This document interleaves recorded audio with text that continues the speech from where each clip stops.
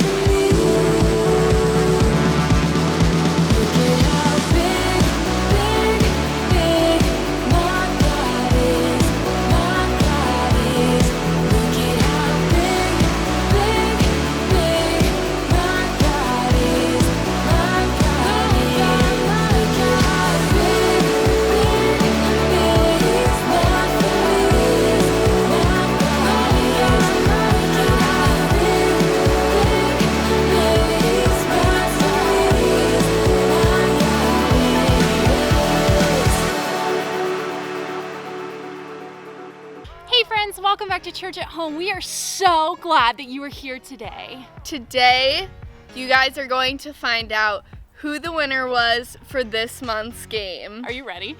I am, are you? I don't know. I really don't. I'm scared. Okay, we calculated the results, you guys. Yep. I was the winner, and Miss Melissa unfortunately lost this month. They ask you how you are, you just have to say that you're fine, and you're not really fine, but you just can't get in. Yeah, I'm not ready for it. Do you guys want to know what it involves? Whipped cream! You guys, So, this is going to be so funny. clip my bangs back. There we go, we're ready. I'm scared. Let's do it. Okay, here we go. Okay, this is all whipped cream, you guys. 3, 2, 1.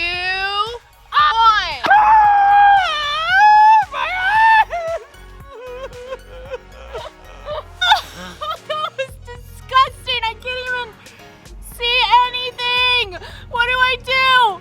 Oh, I have to go wash off. Me too.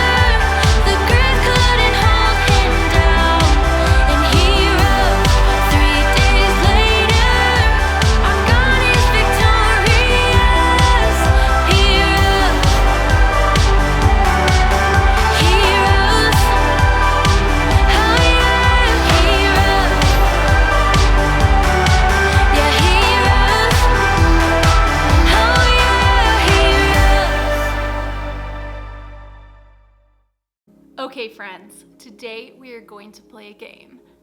This game is really easy. I want you to play along with me. So it's called Put a Finger Down. Basically, what you're gonna do is you're gonna take your 2 hands, your 10 fingers, and whenever I give a scenario or something you might have or do or know, if you know or have her do that thing, you put a finger down. Make sense? It's pretty easy, right? Okay, get your hands ready. We are gonna start off very easy. We'll start with one hand. Put a finger down if you have brothers or sisters. Put a finger down if you've ever had a fight with your brother or sister.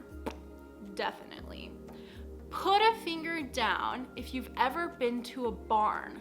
Whoop! I grew up, my great-grandparents had a cow farm, so I've been to a barn a lot of times. Put a finger down if you've ever heard the word greed before. Put a finger down if you know what the word greed means. Oh no, I'm out of fingers. Whoop, guess I gotta go to this one. Put a finger down if you've ever wanted to be rich and famous. Definitely. Put a finger down if you have ever thought that you didn't have enough stuff. Guilty. Put a finger down if you felt like your room was too small because you had too much stuff.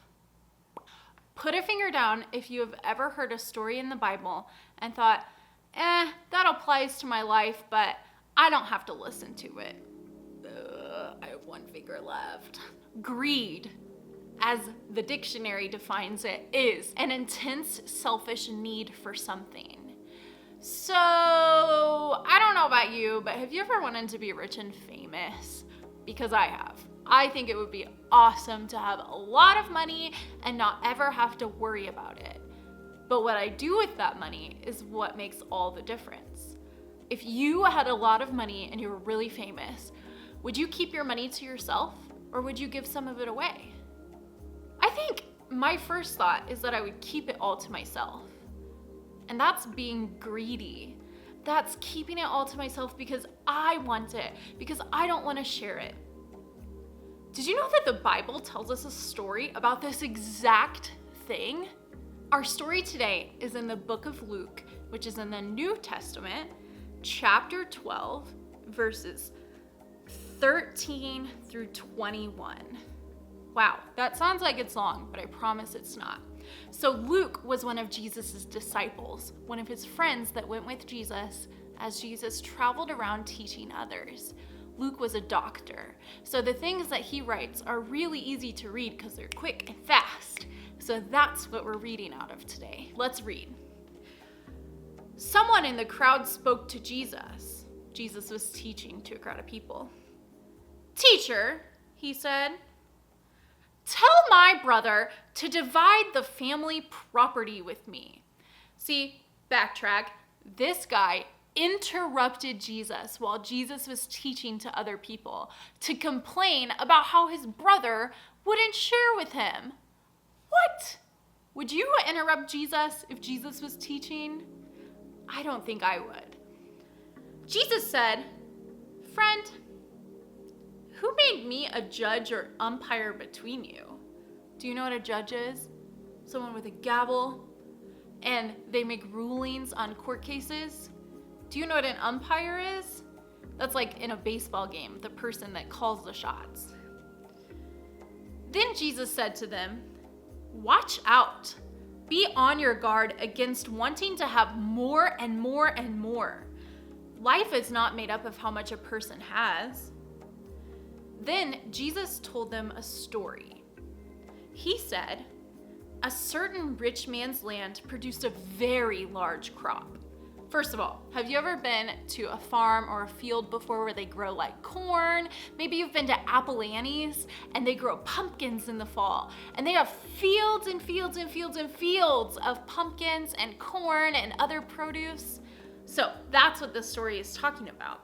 A rich guy had a huge farm that produced a lot of crops. He thought to himself, "What should I do? I don't have any place to store all of my crop." Then he said, light bulb moment. "This is what I will do. I will tear down my barns and build bigger ones. I will store all of my extra grain in them. I'll have plenty, and I'll say to myself," high five, "you have plenty of grain stored away for many years. Take life easy. Eat, drink, have a good time." But God said to the man, "You foolish man, Tonight, I will take your life away from you. Then who will get what you have prepared for yourself? That is how it will be for whoever stores things away for themselves, but is not rich in the sight of God. This guy that interrupted Jesus, he was upset because his brother wouldn't give him more land than he already had. So Jesus paused and told him a story. It wasn't a real story. It's something that the Bible calls parables. Parables are an earthly story with a heavenly meaning, meaning they mean something about heaven and about God and what God is trying to teach us. And it's not a real story. But Jesus told the man this story about a farmer who had grown so much and he kept it all for himself. He didn't think, oh, I'm gonna share with other people. He thought, oh, I have enough for me and that's amazing. I'm so rich and everybody loves me, but I don't have to share with them because it's my crop. So this week, friends, I would love for you to think about what it looks like when you're greedy. Maybe you don't choose to share because you don't feel like you can. Maybe you have lots and lots and lots of something and you just don't know that you can share it. Talk to your parents about it, talk to me about it, and let's talk about what it looks like to be greedy and what it looks like to let go of greed and be someone who focuses on sharing with others, just like God has done with us.